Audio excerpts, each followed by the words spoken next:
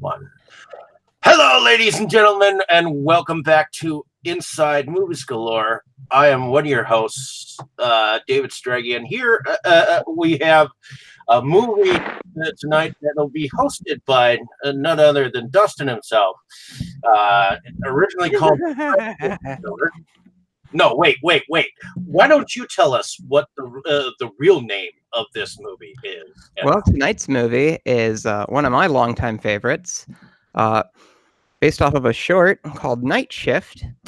This movie is called Intruder, and it's from 1989, and it's, what was it, Scott Spiegel? Yeah.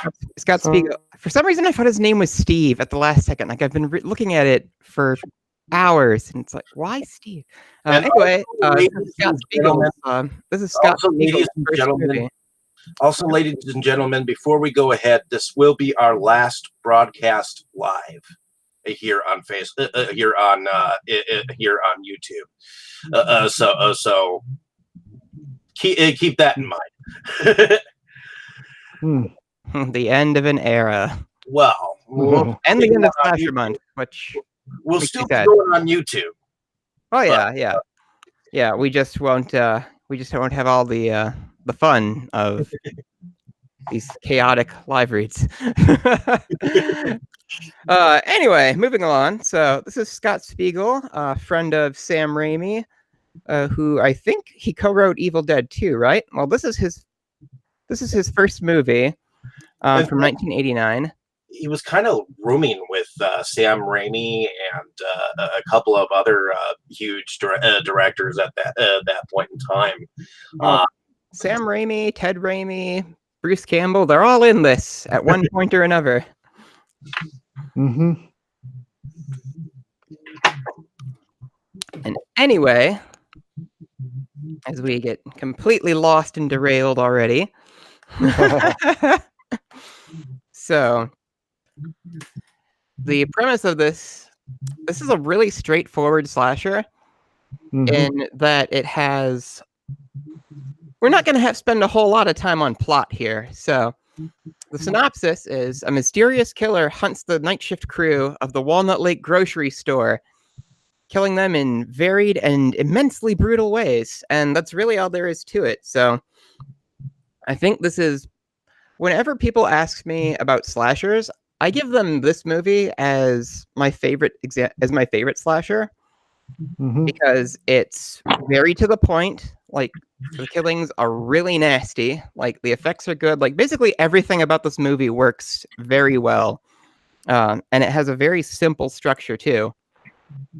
Like, we get a fairly well delineated, like, 3 acts. So act 1, like the first half hour or so, is the setup, and then almost all the killings happen in act 2. So we have setup, killings, chase, where the person who's left spends pretty much the entire time, like, failing to evade the killer. So obviously there are going to be a lot of spoilers for this movie. So if you don't want to have it spoiled, well, sucks. Go watch it and then report back to us. But this movie does have kind of a twist with who its killer is, which we will get to at some point. So I think I want to discuss the plot in acts, but first, let's go with first impressions and experiences. So this was one of the last movies I saw kind of during my horror discovery period in 2012. I'm not even sure how I heard about this movie. Like, I don't know who recommended it or where I saw it or what. It may very well have just been somebody in the Facebook collector group that I was a part of at the time. Was like, for sale, $10, and it's like, oh, that looks neat. Like, it literally could have been that.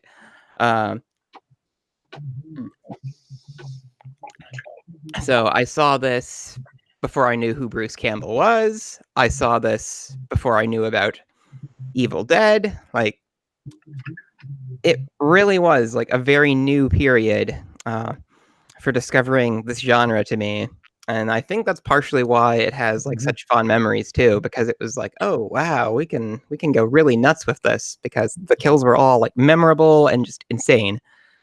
And I think I first saw this with my friend Andrew, who's been on the show here and there.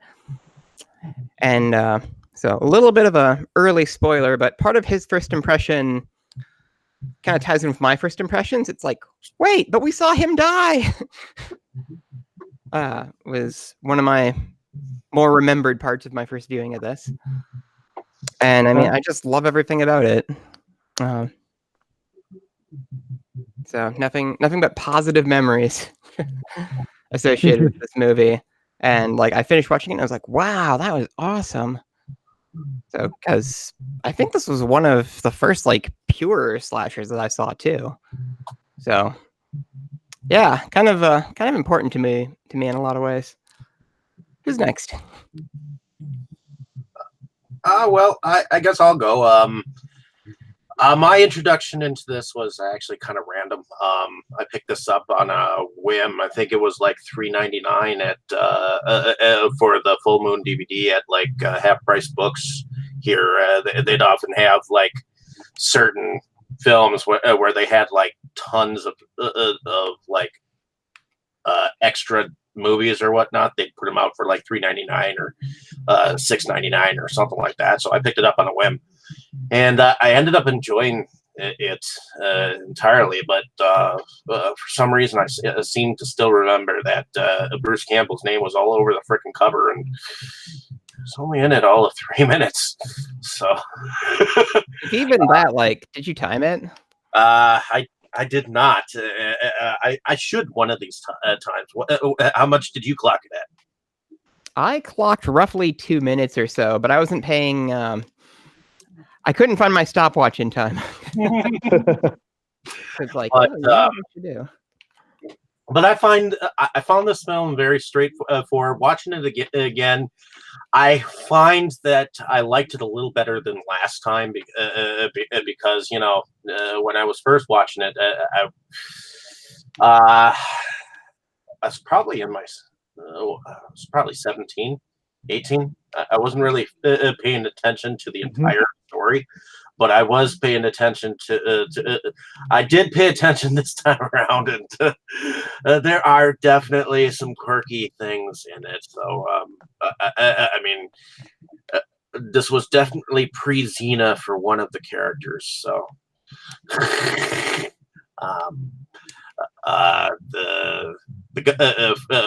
one point, the guy who ended up getting who sliced open the watermelon and ended up getting his melon sliced open too. Well, All right. he was in Xena the Warrior Princess later on. So, Oh, neat. But in any case, moving on to Brandon, why don't you tell us your first? Well, this was my first actual viewing of this film. I had heard of it prior at one point.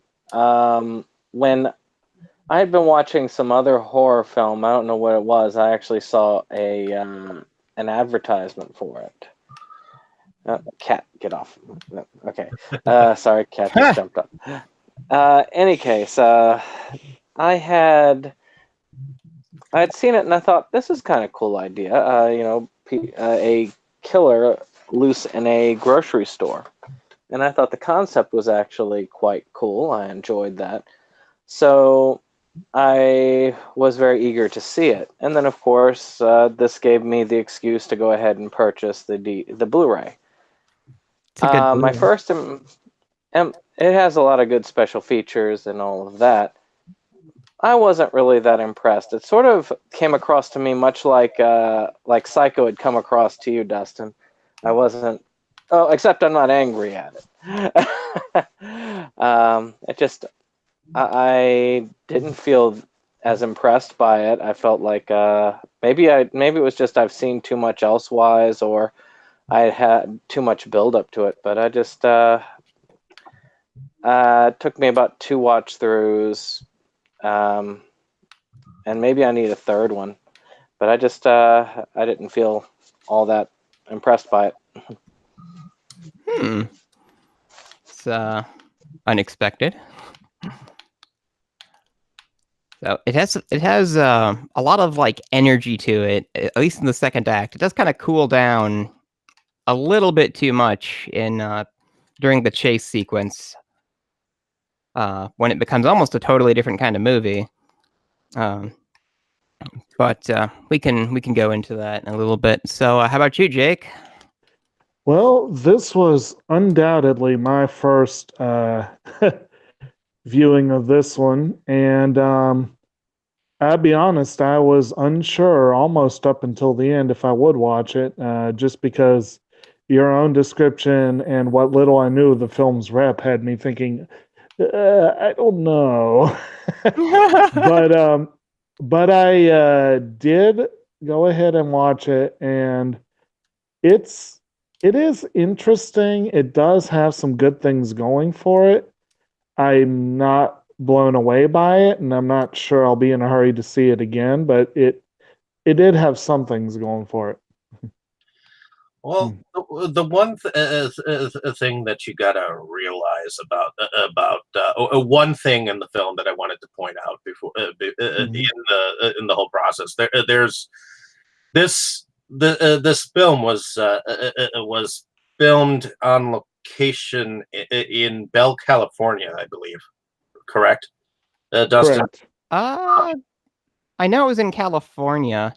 I just Well, don't remember the name of the grocery store they used. well, they didn't exactly go into full detail about the location, but they filmed it at night when the store was closed and whatnot. And obviously, it was filmed on different nights because there were several scenes where you actually see these magazine stands up there, and you see the magazines change.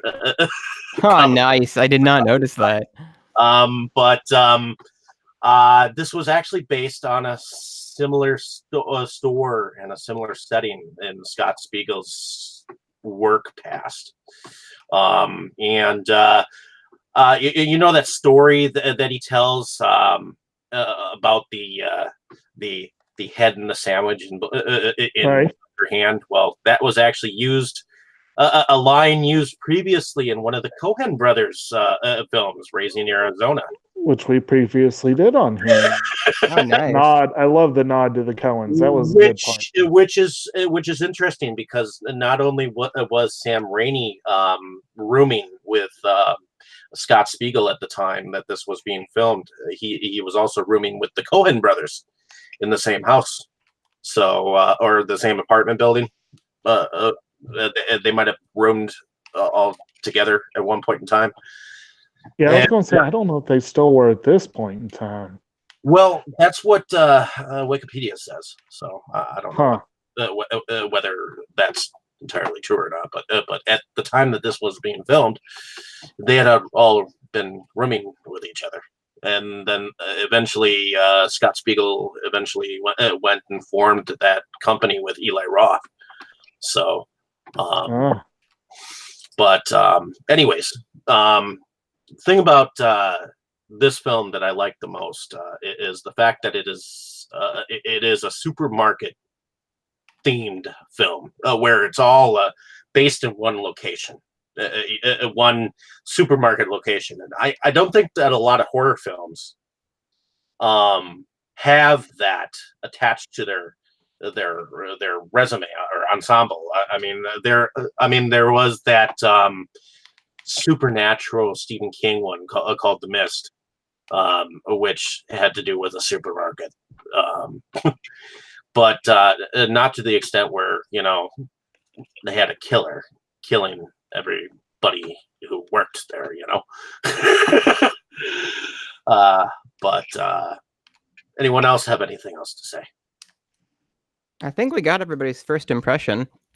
So moving on to the plot. So the key thing about the setup is, it introduces us to the people who work at this grocery store, and pretty quick we get introduced to who we think is going to be our killer. Yeah, already spoiler.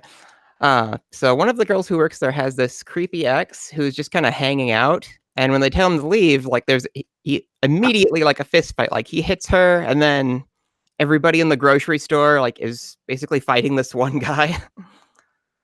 And eventually they're able to toss him out. And so we see him kind of slinking around the grocery store for quite a while. Meanwhile, like the boss makes an announcement. It's like, okay, everybody, we sold the grocery store. Everybody's going to be fired at the end of the week. And there's one guy. What? A month, wasn't it? Or it might have been month. Everybody's going to be fired and the store is closing. Right. Is the takeaway. This is a movie where the details like do matter, but not necessarily as much.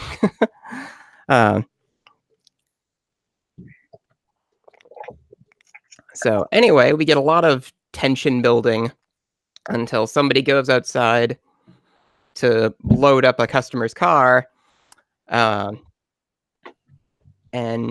that's when Act 2 starts, as someone appears out of nowhere and knifes the shit out of them. And then the next half hour or so is our killing sequence where we have... I probably should have gotten like a stopwatch or something and timed it, because pretty much everybody in this grocery store is killed in that portion of the movie, and the kills come like really fast and dirty. So I think we have... I'm trying to do a tally in my head. We have at least 6 killings in this, and they all get a decent amount of screen time. So like characters are slashed up with a butcher knife, killed with cleavers, and then there's a lot of really creative stuff they do with just the stuff that's around a grocery store. Like they have like this box compactor. Somebody gets compacted. There's... I don't know what they're called. It's like that spike that you like stick paper on in like an office. Somebody's killed with whatever the hell that thing is called. And kind of there's somebody who's like thrown onto a meat hook. And then kind of the big money shot of this movie, which is sort of on the cover art, is somebody is like run through like this table saw looking like deli slicer thing. And that's probably the best effect in the movie too. Like you see this thing like chop through a pretty realistic looking head. Like there's like brains flying everywhere. You see it appear to cut through the dude's teeth. Like it is fucked up and amazing. I was wondering how one of those big ass knives cut through not only his skull but the headphones as well. That was a fun thing. Just kind of fell off in like 2 different pieces when dude's melon got sliced open. That was a really big knife. That was a well done scene too. So this guy, he's got headphones on and he's just like chopping vegetables, and the scene has kind of like a rhythm to it with the guy like making the chop with like the sounds whenever he chops something. And when the killer comes up from behind him and like whacks the knife into his head like really hard, and it's timed with the chops he was making for the vegetables. And it just like sticks in his head and cuts his headphones off. So there was a lot of like really good like visual stuff in this. That's kind of difficult to describe in a way that really does it justice.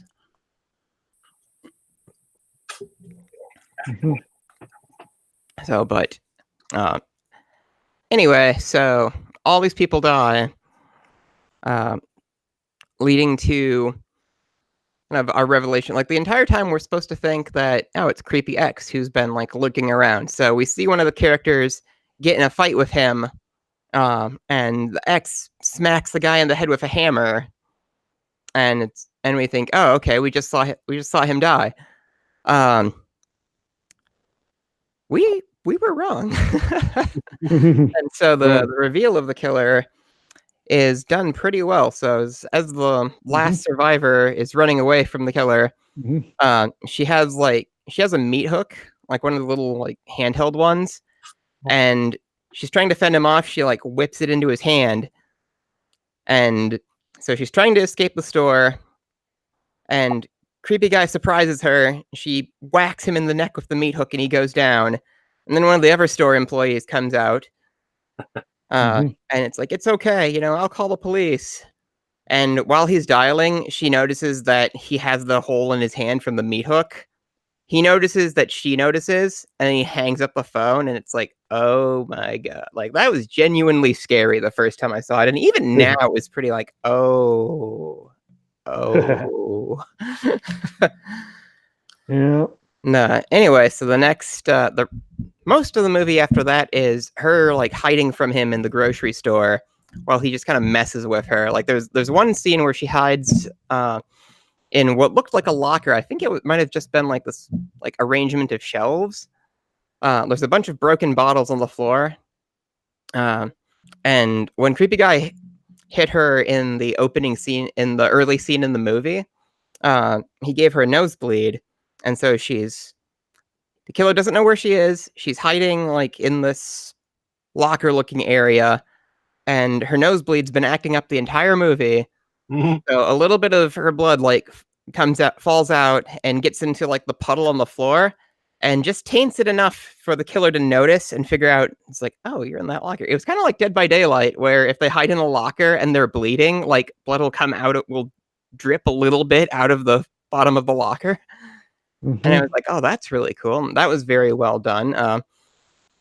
You know, our killer really likes like dismemberment. So there are a lot of severed limbs in this. And so he's finally able to like lure her out with somebody's severed head and an arm on the floor, like, help me. And she runs over, and he's just like playing with the head like a puppet. And he's like, haha, gotcha. So this killer had a little bit of a sense of humor here and there too. But I think that might be more of a character thing. So eventually, thankfully, she didn't hit Creepy X all that hard, because he gets up and they're more or less able to call the police and fend the killer off until he gets there. Although things look kind of bad, because it's sort of implied that the killer called the police and our two surviving heroes get arrested. So like our killer seems to die. Like, he's pretty badly hurt, but should have died. It's a rough night. Yeah. You know, he bleeds a lot. Like, this dude is pretty resilient. Another thing that should be said and of note is that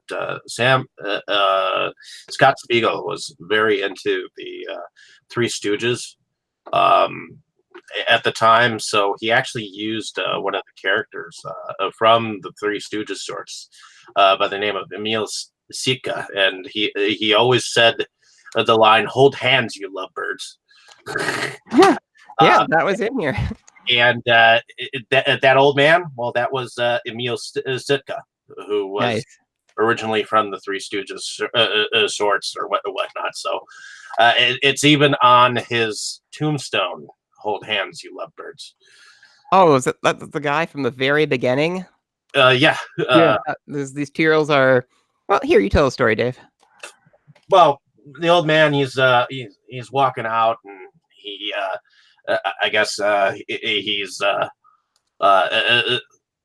yelling back because I think the two kids like brushed past him or whatnot. He's like, "Hold hands, you two lovebirds." Yeah, an early scene when the grocery store is still open is they're checking out this old guy who keeps having like a lot of like weird slapsticky problems with putting his groceries in a bag, and eventually the bottom falls out of the bag, and he's like, "Oh no!" And it's like, "Oh." So that would explain why he seemed to be such a big deal in that scene. Like, he was good and pretty funny. But what do we think about Jennifer? Oh, I guess we're moving on to characters then. I don't remember the names of all of our main kids because we don't really get a whole lot of time with a lot of them. Jennifer's our main survivor, right? Jennifer is, yes, the survivor girl. So, well, she was given like a little bit of dimension. Like, we have some exposition scenes where she talks about, you know, why she broke up with that guy, with one of her friends. And for the most part, she just seems like a regular person. Like, she's very believable. Like, there isn't anything I don't necessarily want to say I don't want to say that there isn't really anything like stand out about her character, but it's kind of a minimalist approach. Like you get a sense that, this is like a good person, who likes their job and can kind of handle themselves a little bit, but just has some bad luck, like with dating. That was my impression of her. Like near the end, she is able to evade the killer for a really long time, and she puts up like a pretty amazing fight. So I guess I ended up being pretty impressed by her character because she starts out as just almost like a background. Like this is somebody you kind of expect to just die right away, like early on. That was my impression too, because she seemed like one of those blonde ditzes, but she did seem to put up kind of a fight with Craig, which is the creepy dude that you keep talking about. Okay, I really need to remember people's names. But okay, thank you for doing that for me. So, Craig, that's why I can't do this alone. Like her relationship with Craig is, well, we only see Craig in the context of like the bad experience that she's had with him and how he's just like, I love you forever, I'll do whatever it takes. And it's like, ew, get away. And she's seen like, making out with like one of her coworkers who like comforts her about like the Craig situation. And I kind of wish that guy had lived. Like that was kind of sad. I believe his name was Dave. Dave? Yeah. Sure. So Dave is the one who gets the table saw thing. I wish I knew exactly what that was called. Like I'm gonna call the table. It looks like a bandsaw, so I'm gonna call it a bandsaw. Do they have bandsaws in delis? Well, I know that I used to make pine wood derbies with when I was in Boy Scouts with those saws. So well, it's a actually I can answer that. I used to work at Arby's way back in the day. It's a slicer, and the idea, and you use it in delis as well. You slice the meat into thin slices, which they did works have a pretty deli well. Also, I slice. guess with them. They did have a deli slicer that was a completely different from what I thought he was talking about. Yeah, I recognized that slicer from McAdoo's. There definitely was a slicer as well as a saw. Yeah. The saw is more for other things. People. That might be for bone cutting, like for the big pieces. I was going to say for the butcher shops actually, because they have to separate different parts. Don't they? Do they call that a bone cutting saw, or am I just making that up? It could be a bone saw. Yeah. I buy that. But in any case, I love how they have the stoner dude, where he's kind of like he kind of knocks over some boxes to Dave, and he's like, well, can you give me the can you your cutter, man? Yeah. It's like, well, that sounds like an airhead. Like he sounded asleep. Yeah. That was kind of a fun character. Like you don't get a whole lot of moments with these guys like beforehand. Like you maybe get like a couple minutes of it's like, oh yeah, this is what my voice is like. There is a discussion he has with one of the other girls about Craig and how he used to work there at the supermarket. And then all of a sudden his old man died, and he's saying it in that stoner voice. Yeah, man.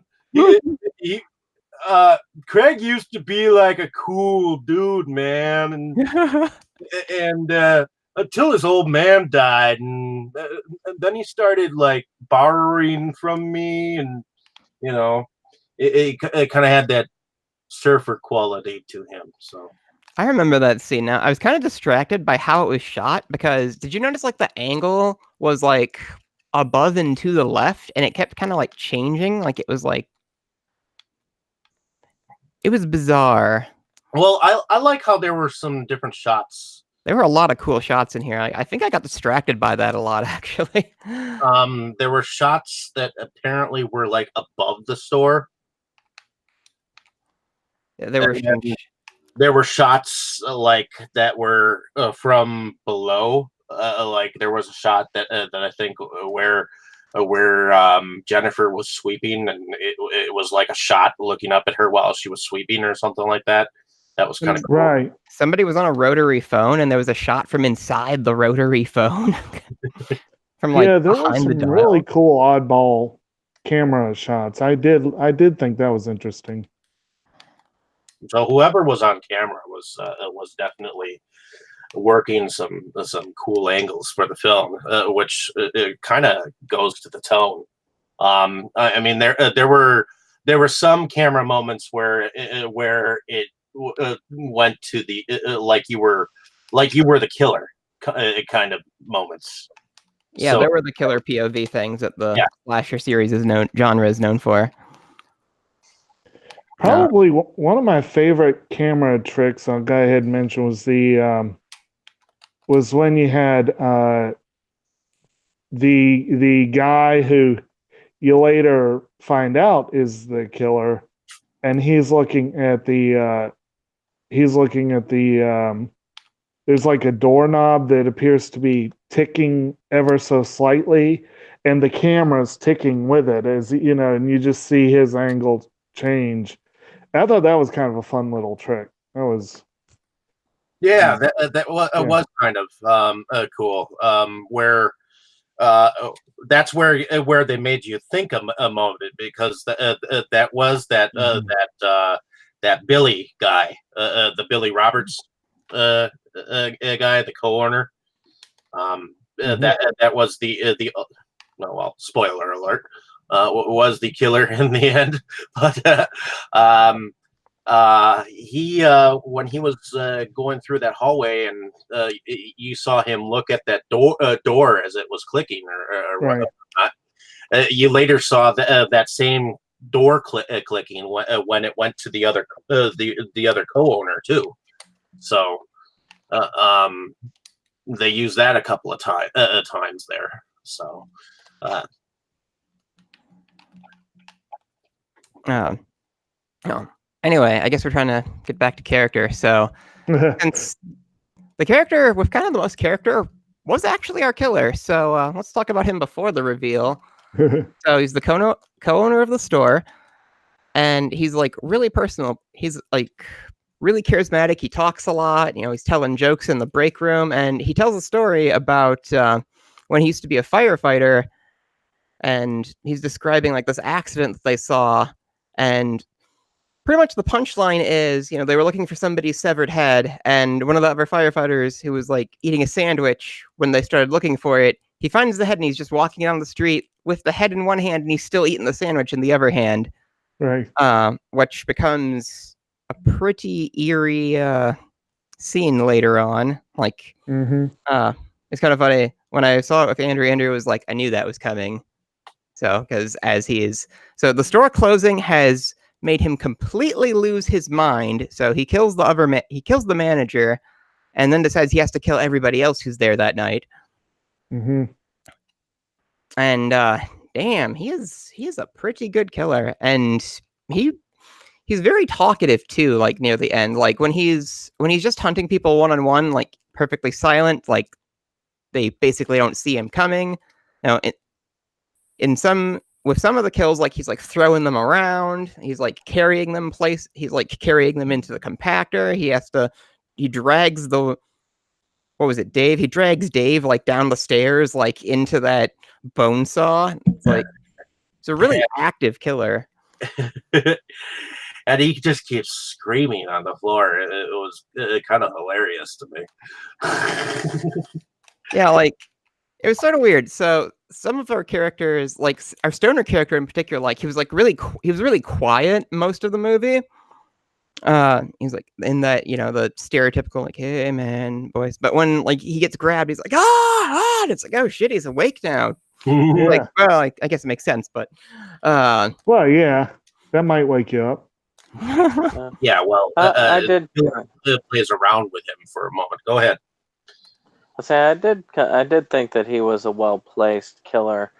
That he went very well with the red herring especially when you had the scene where they interacted, with him and the herring interacting earlier on in the movie. A herring. It was a pretty good. I thought it was a pretty good ploy, especially the way that he looked unassuming. Looked like that kind of guy that you could just be friendly to. I figured out that he was the killer about midway through the movie, but I did still think that he was an interesting placement for it. Now I have a question. For those who do not know what a red herring is, what is a red herring if it's a person or a thing? It's very tasty with butter and. A And red it's herring good for is cutting down the mightiest tree in the forest. cut the tall trees. I don't know what that means, but they say it sometimes on those political joke podcasts as like an example of something terrible. So I could potentially be in a lot of trouble. Anyway, so a red herring is like a misdirection. So if you thought person A was going to be the killer, but it's actually person B, then person A is the red herring.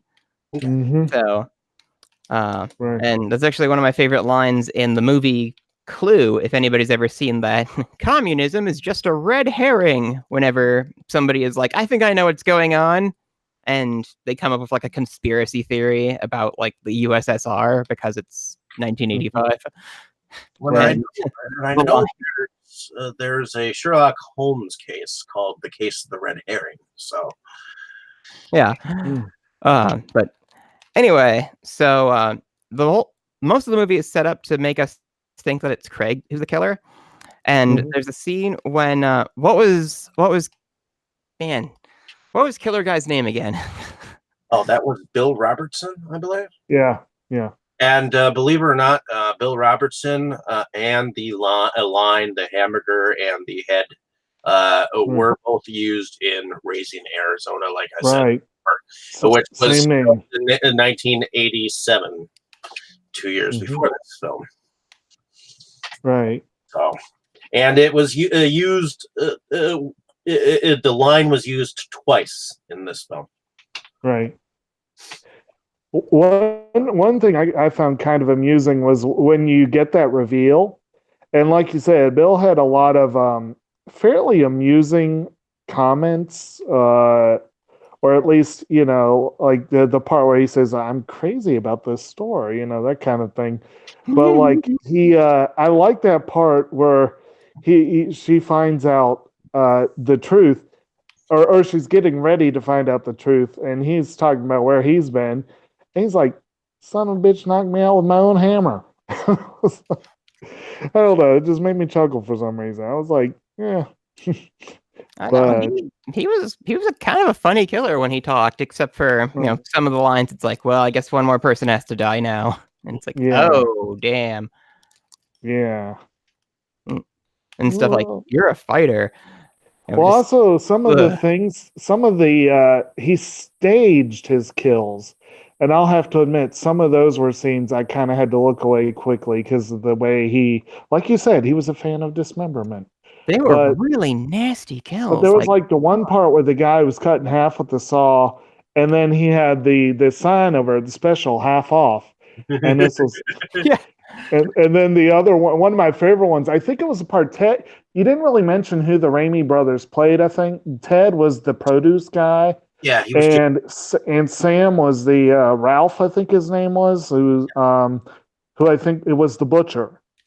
And I like when he kills Ted's character, the produce guy, you see the knife come down, and then right in front of him, there's that sign that says "Knives are sharp." Warning. Yeah, I noticed that too. It's like, okay, yes, they are. And how? There was some comedy foreplay with kill, so that kind of goes along with Bill's character in a sense. So, I like how he kind of played cat and mouse a little bit with each of the characters.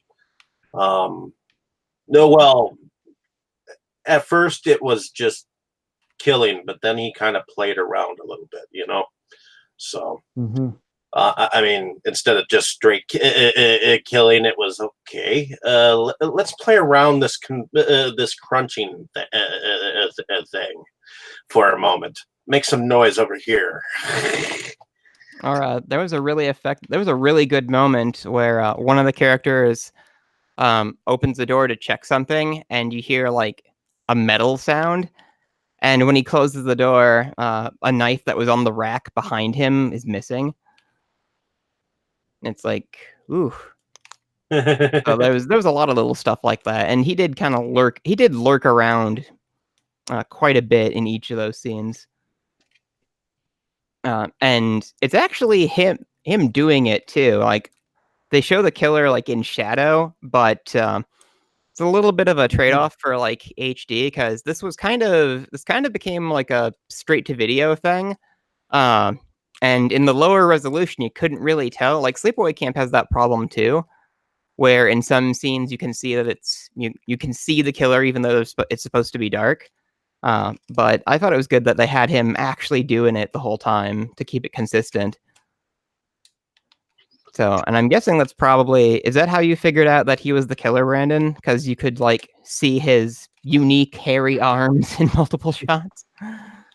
It's just that there were just subtle clues throughout it. You could tell by a lot of the way that, what's the word? A lot of the way that they had the character played off. Though I wasn't exactly, though a lot of the acting was more kind of overacted or underacted, in my opinion, through. I did consider him probably the most, what's the word? Present. Likely suspect. I will. So, I will say Jennifer's character, when she was running the killer, they made her run a little bit longer than I think they should have. Yeah, the third act did kind of drag along. There are a couple times where like he's clearly got her, and he's like, "Oh, try again," and he like lets her run away. Like that was kind of fucked up. Well, there was a scene where you saw her running, and then you saw her running again, and then you saw her running again from aisle to aisle, and I think if they'd have cut that somewhat, that scene where it was overacted running to me, that Right. felt like a scary movie moment.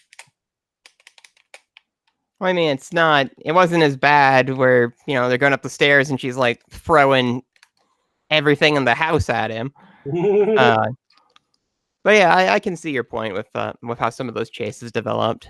Although I did like the fact that he used the image of her in the glass of that tank where the hand was sitting, when she had picked up those two knives, where she was just getting ready to go at him. I liked how he used the image of her before he moved on with the shot. Yeah, and I think my favorite line of his, like one of his really cool moments, at least for that character. I mean, besides the thing, the sandwich in the head, was so in the finale, like he's got her, like she's found his first victim who still has this huge knife like sticking out of her chest, and he's pulling her out from under a car. And he's like, "Oh, well, I guess this is it." And she pulls the knife out and like stabs him. And it's like that should have killed him, by the way, but he hangs on somehow. And his only reaction is, "Where'd you get the knife?" And it's like, yeah, I mean, I probably would have said that. So I enjoyed that character moment, like, because he's just so nuts. Like by the end of it, his character kind of runs away with the movie, or at least that's how it was for me. So, do you guys have any other character stuff? Mm, not particularly. I will admit one of the reasons I wanted to see this was I was curious to see Sam Raimi as an actor. He did have that one brief appearance in Maniac Cop, but this was his first extended screen time I saw. And, he didn't really do much, but it was still interesting. And it was kind of, and I've seen Ted show up a few times. He's a regular bit player in Coen and Raimi films. But it was interesting seeing that a little bit. But yeah, most of the characters, like I was actually disappointed that they seemed to keep implying that the main boss hadn't died right away because he was such a dick. Yeah, we spotted him like, help me, like a couple of times. Well, there's also the one that seems to be on the title card, which is Bruce Campbell. Right. Which, that I think should be discussed just because you talk about a red herring. Right. A misdirection of sorts, which is, you kind of are led to believe he's in it a little bit more than he is. Yeah. And he plays a police officer at the very end of the movie with that nasty ending that the thing came with. Well, and know that this role was only his setup for Maniac Cop. You know that, right? That would be interesting if they connected. Didn't this one come out after, though? That's unfortunate. Well, maybe it got shelved. We can just say it. We can just say it. We'll be fine. Right. Yeah. It's gonna stop us. Nobody. That's who. Now, another cool thing, though, Campbell shows up at the very, very end in a very brief cameo, and his partner is Lawrence Bender. And that also was fascinating to me because Bender co-wrote the screenplay. He produced the film. It was the first film he ever produced. It was his first acting job. He did a few other appearances, Pulp Fiction, Kill Bill V2, From Dusk Till Dawn. But notably, he produced most of Tarantino's output. I think they parted ways with Inglourious Basterds. So that's that right there. But then he also has the most random other stuff. He produced Good Will Hunting, Silence, Hacksaw Ridge, and Inconvenient Truth. I'm like, that is a very interesting filmography for a guy whose first production credit was this one. It's like, yeah. Well, Tarantino, I think Tarantino was a producer on this, right? Or at the very least, like they talked about him in the special features a lot. Well, he was a big Tarantino fan. was a fan of this, yeah. He was a big fan, and I think I read that there was a butchered theatrical cut, and Tarantino lobbied hard for the actual one. I have a story about that from the Blu-ray. So it got cut just unbelievably bad.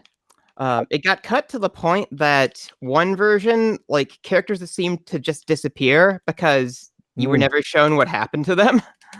And Tarantino had this idea, like they never actually did it. But he told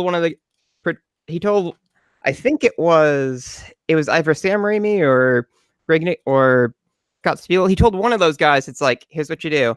You go rent it from the video store and then record over it with the unrated one. And then just like return it back. Nice. I felt that was awesome. One of the things that was interesting is the just some of the genesis of this particular movie being, I believe the original one was it Night Shift was the original featurette, where they had actually just filmed with a bunch of their friends. They rented out this grocery store for the night, and because they had access to it, I think some of them worked there. And they filmed this thing, which was mostly lost. It was kind of cool to get a look at that feature, which kind of was disappointing to me because a lot of that made me feel like it was even more interesting than the main one that came out for it. So I was very sad to see that one did not come. Well, that one was lost to the ages, really. From what I understand, like he loaned it to somebody and just never got it back, and he didn't even seem to remember who he loaned it to. It teaches you to loan out your stuff. Yeah. Or at least keep track of it. I mean, Right. The what was I going to say? I don't remember. Whatever. The original title of this film. Oh yeah, Night that Crew. was it. because we were talking about Yeah. Night Shift and then And Night Shift was the original short film that this came from, I believe. And I want, that was the point I wanted to make. This was a good example of, if I understood correctly, a good example of studios mucking up things by saying by not trusting the filmmakers. Because I gotta say, Night Crew definitely, you know what it's about. It's a more descriptive title. It's more. Intruder's just generic. It's not that exciting, but that was the mandated title from what I understand. So it's like, yeah. I think that does kind of contribute to like the setup though, because like Intruder, it's like, oh, it's somebody from outside the grocery store. He's an intruder. Right. So It does help a little bit. That was my take on it, at least. Right. But you know, it's not the most egregious example by any means, but I think you're right though. I mean, I'm trying to think if this would have stuck out in my mind better with something called with the Night Crew title. Yeah. Well, it's still a good movie. Whatever. Well, I think it's an awesome movie. So I know Brandon was kind of unimpressed, but you know, it's gonna be real interesting during anime month. Veiled threat. Hey, why do you think I actually came on tonight? I actually did agree to watch it. That was my even though I wasn't impressed, I said, I will continue to watch this. I have my reasons. That was the joke, man. It's okay. But I do have my reasons for it. Anyway, we should probably start wrapping this up. Let's move on to effects. I guess there were some moments of crew or equipment that were visible on the set. I didn't catch anything, but I think there were a couple of snafus, weren't there? In the scene where L.V. Moore and Tom Lester enter as police, a bearded crew member is reflected in the glass doors. That's not as bad. When Jennifer gets off the phone with Craig and leaves the office, the camera crew and Dolly are reflected in the glass. The butcher gets his face stuck on the hook and hangs from it. You can see a wire next to the hook holding him up. I did see that guy's eyes move a couple times in some later scenes. Randy's body is swaying back and forth, but his feet are stationary, indicative of him standing on something and not really hanging on a hook. Actually, that was a thing that happened on Twitter. Like people were talking about, faking death scenes, and I was like, at this point, like I'm pretty good at like telling or like noticing. It's like, oh, okay, they're twitching a little bit. And it was kind of a take that how you will sort of moment. And evidently the stuntman was visible when Bill turns over the phone booth with Linda inside. He has a different body type and a full head of hair. I need to like rewatch some of this with a microscope or catch some of these things. Like I'm just sitting there with my beer and I'm just like, yeah, get him. Missing some of the subtle nuances here of first time filmmaking. So anyways, moving on to what were we going to discuss next? Well, effects, I think, are kind of the big part of this movie and like just why I like it so much. And I think what makes it work so well. because this movie had amazing effects. Like, I think the only thing that's kind of is when the guy gets his head crushed in the box compactor. He looks a little fake briefly, but other than that, like all the effects in this movie are like A+, which shouldn't be too surprising because Greg Nicotero and his friends did the effects for this.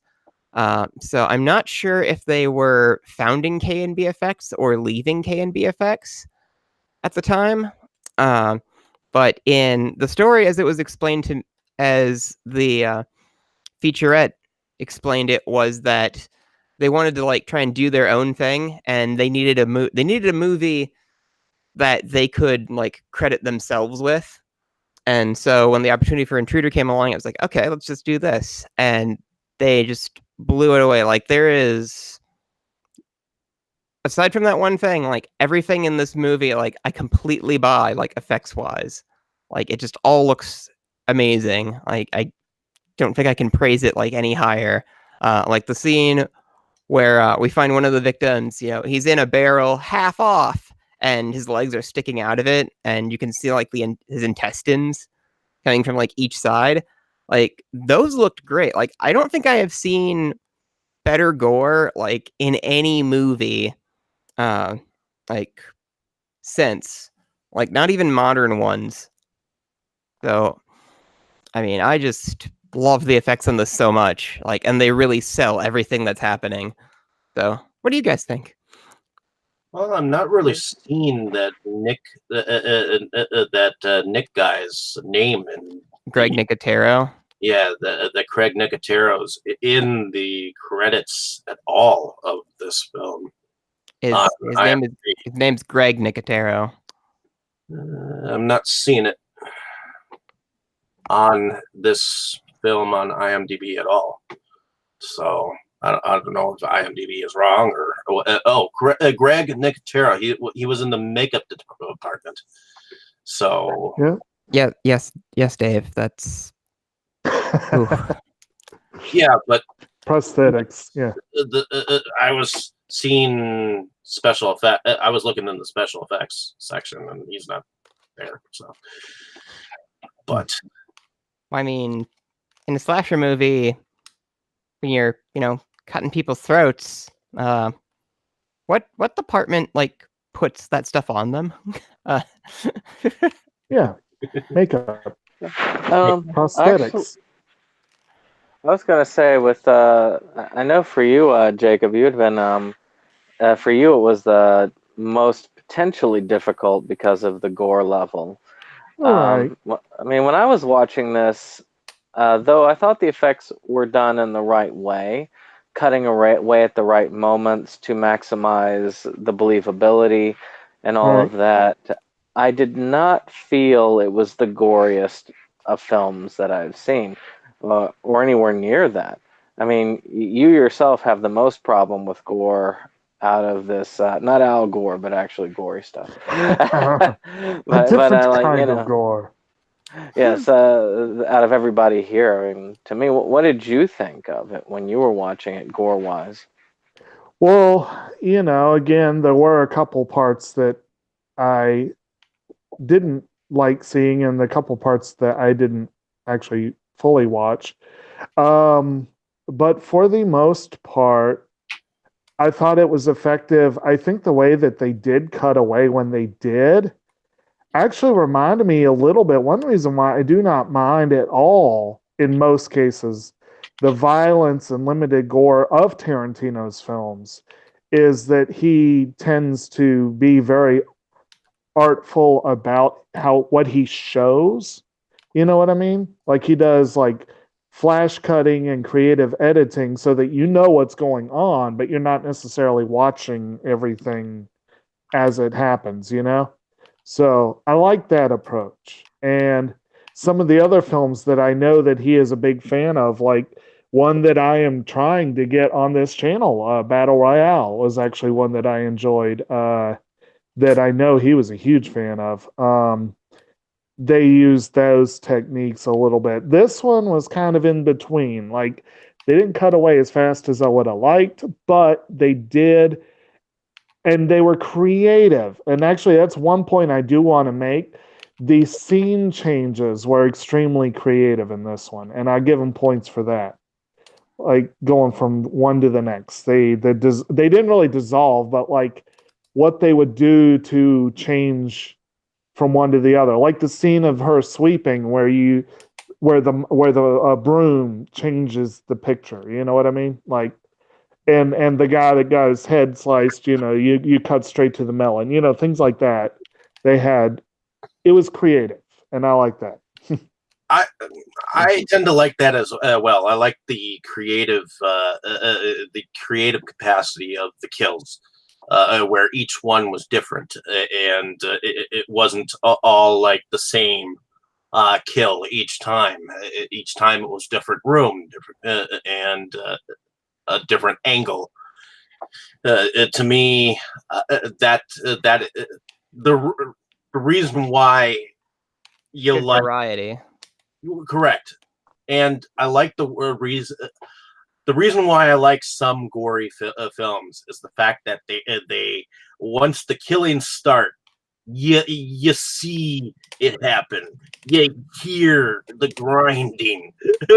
You see the blood. Although for some reason, when that hand or that arm in the shadows just kind of stabbed that guy near the soda thing, something about the blood kind of just squirted like someone opened up a can of soda. I thought that was cool. Where it seemed like someone had accidentally sliced open a can of grapefruit soda or something like that. Yeah, you get like a blood spray from that stab. Like even the kills where he used like the same weapon, like he uses the knife in 3 different scenes. But the knife kill was like different each time. Like, did you notice that too? It's like, in that scene you were just talking about, it was like a stab. And that shadow kind of reminded me of like Psycho, just for a moment. Only for a moment. It's like the shadow of the mother right before. Like mother's shadow. Yeah, in a way, but then you see the real, stab. From the hairy arm. Yeah, it's like yeah, I can see it framed kind of like that, except with a more, we're going for it, we're going to show you a lot kind of mentality. Mm-hmm. It's like, I think maybe a good way to describe, sort of, as Jake was talking, it was kind of making me think that maybe a good way to describe the gore in this is, like, you get a lot, but it's not gratuitous. Like, how would you guys agree with that? Yeah, I think that's right, because if you were to compare it to, like, say, Peter Jackson film, like, say, Dead Alive, which I don't think that Jacob could take. I think he'd tap out at like the dinner scene, which honestly, Yeah. me and Andrew tapped out at that too, so it's okay. Like Dead Alive is like really kind of cartoony gore, whereas this is Or like Hatchet series, or especially as they go on, like 2 and 3, or what's the other ones, or anything Trauma for that matter. Lecter. yeah. This makes me think of yeah. I could kind of see. I think Hatchet's probably a good comparison for this because a lot of the effects in this are kind of Hatchet quality. I would say maybe like a little bit cleaner looking than the stuff in Hatchet. Which the point of Hatchet was to like go nuts. Mm-hmm. So it's kind of like the Hatchet level effects, but with some restraint. Let's put it that way. Alrighty. Yeah. And yeah, have we effects ourselves out? I think so. Moving on to music. Yeah, there wasn't a whole lot of music in this. Like there were some good pieces in like here and there to like set the mood. Especially like the opening of the movie, it's just the opening credits with this ominous theme with this ominous theme song, like, and a full moon. Which I almost wonder if that was because of like Charles Band's involvement, because he would go on to create Full Moon. You know, it's probably a dumb thing, but you know, Charles Band does weird stuff. I don't know. But aside from that, and then I think some music at the end and like kind of stingers here and there. Like I don't really remember a whole lot of music. I mean, what was there was really effective though. Well, one of the things I looked up on the music of this this film is evidently the title, the theme title for this this film was from a film from the 80s called Transformers. Evidently, some of the music was used in that particular film, and it was reused in here. From what I could gather, and that was a different film. Yeah.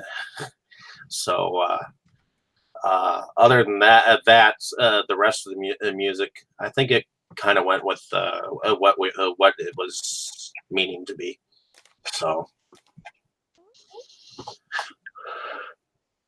yeah, I mean, it was good. You guys, anything from you, Brandon or Jake? No, the music was effective, but it didn't really catch my attention too much. Yeah, ditto. All right. Well, I guess let's wrap this up with our favorite moments from this here. So we've kind of heard a lot of mine. So while I try to pick one, how about somebody else goes? well, one of my favorite scenes would have to be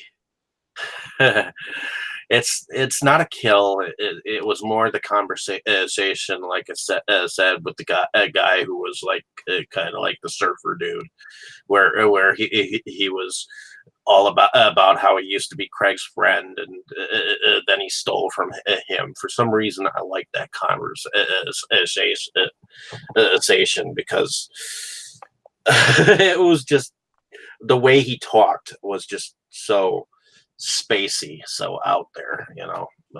For some reason, I liked his character better.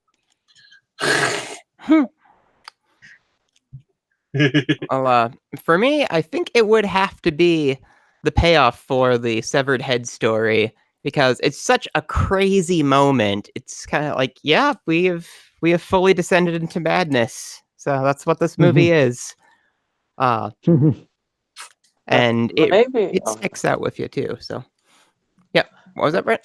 Your turn, Brandon. I didn't have a lot of scenes that I considered anything favorites. I thought that the severed head part where he's using the head of the individual to call to him, that was kind of amusing to me, which that was good. Okay. How about you, Jake? Yeah, it's kind of hard in one like this to really claim a favorite as well. I guess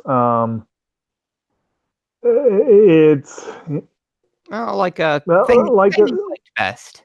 You can like say I said, there were. Yeah, like I said, I guess probably the creative camera work, those moments that I already mentioned, the creative scene changes. A couple of the one-liners were amusing, but mostly they were.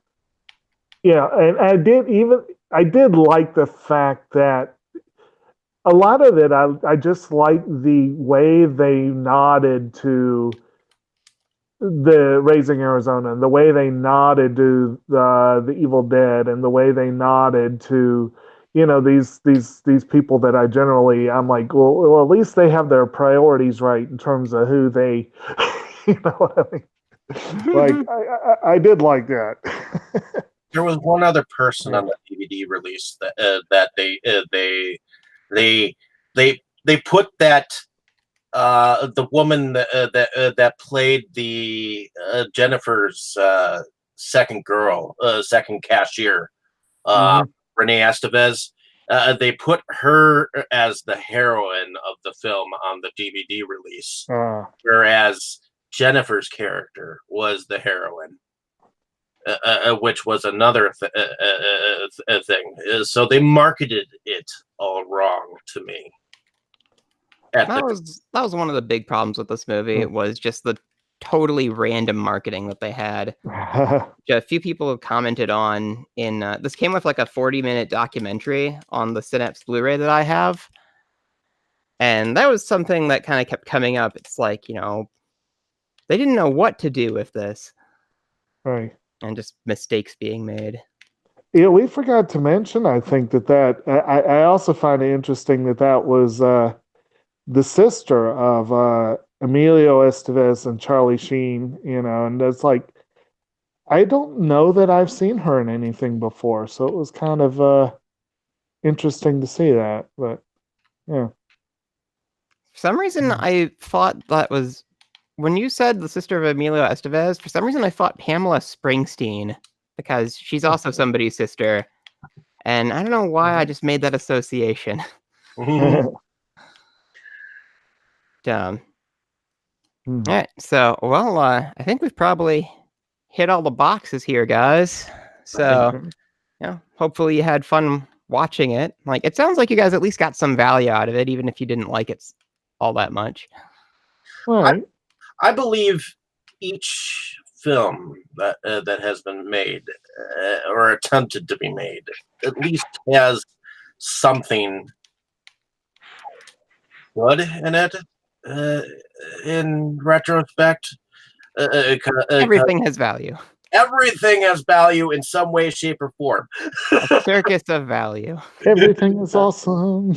I actually thought that there were a lot of good parts to this, and there were a lot of good points to the film. I do, like I said, even though I wasn't like impressed by it, I did think that it did have some value when it comes to the horror and slasher genre. So I'm not sad that I watched it. I have the same reaction to this film as I did to Dismembering Christmas, because in that film they were creative with the kills there, just like they were creative in the kills here. So maybe not to the extent and goriness that they were here, but I remember, Dustin, you liking that creativityness in that film, which was a Wisconsin-made film. So I typically like creativity almost anywhere it pops up. Like stupid Twitter story. So for some reason, there's a Dora the Explorer movie. No. And people were talking about, hey, something's going on with the junior novelization of this. And the book is like making fun of you and like telling jokes. And there's a meme that somebody made where it's like, what I read, it's a picture of the book. What I expected, it's a screenshot from like the Dora cartoon. And then under what I got, it's just a picture of the Hitchhiker's Guide to the Galaxy. Because there'll be like a long monologue where it's like the fox stood up proudly and said, "I have feelings too." Of course, they didn't understand him because animals can't talk. It's like, oh, okay. Who wrote this? So yeah, I appreciate creativity pretty much anywhere. Alrighty. And I guess with that all said, so let's do the traditional wrap up. So I'm Dustin, also known as the Crypt of Horrors, here on my own YouTube channel and on Twitter and on Instagram, where we finally have a measure of continuity. So I'm a horror collector here in Milwaukee, and I try to show off all the cool stuff I find around town and elsewhere. So, and with any luck, I will be at Flashback Weekend in Chicago. One of the days this weekend. But yeah, I just like, watching movies, collecting anything I can find related to horror, and having a good time. So hopefully we don't suck too bad. So follow us and subscribe. So, and we're gonna pass it along to whoever wants to go next. Go ahead, Brandon. All right. Well, I am Septum Sen of Septum Sen versus the World. We are a channel that discusses physical media in all of its various forms. Matter of fact, we are in the midst of our celebration of our 100th episode, where we have done 100 pickup and 100 new media release videos. As we speak, it's probably just finally uploaded because it's a monster episode, like almost 3 hours long, wow. with various things. So big that I've included timestamps in the discussion below, where you can just go to your various spots of interest. Also, we do movie reviews, of course, and various other things, like our one of the new series, the Video Game Diary series, where I've discussed one game actually on the channel, and of course another one later on in the next week. We also have a second part of our top 10 series for best anime movies coming up. And I also work with Inside Movies Galore and Delusions of Grandeur to help discuss various movies, doing reviews of short films, and I also try and help with this podcast with trying to organize the order and what films we end up discussing throughout the month. And as a matter of fact, as this is the end of Slasher Month, next month is Anime August, and our next film for the week, we'll start it off with an amazing film by an amazing director, actually one of the few female directors when it comes to anime, which is called A Silent Voice.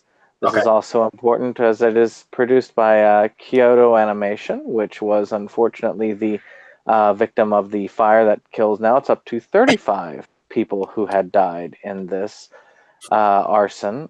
It is so in a way it's kind of good that we pay respects to the fallen in this way. So bad event, but I guess good timing at the end. Go ahead, Jake. All right. Well, I am Kotobuki Jake. I also frequently guest on Septum Sin versus the World. As he said, we spent a good while this week putting together some fun stuff for y'all. And we've got, and of course, I myself am a movie and anime and television and generally a media collector. And have my own channel, Kotobuki Jake, which is seldom updated, but occasionally.